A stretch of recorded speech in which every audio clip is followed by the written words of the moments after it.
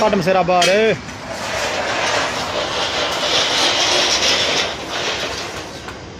जनाब ट्राली बनी है 16 पैनल वाली 545 वाट 16 पैनल जान संदर है।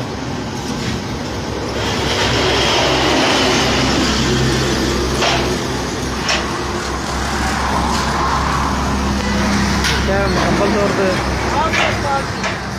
जनाब है तैयार हो गई, बस मुझे होट लगने वाली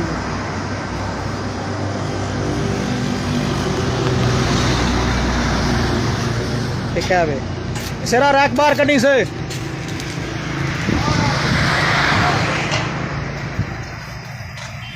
देखना जनाब कितना मोटा भारा पैक लाया जाता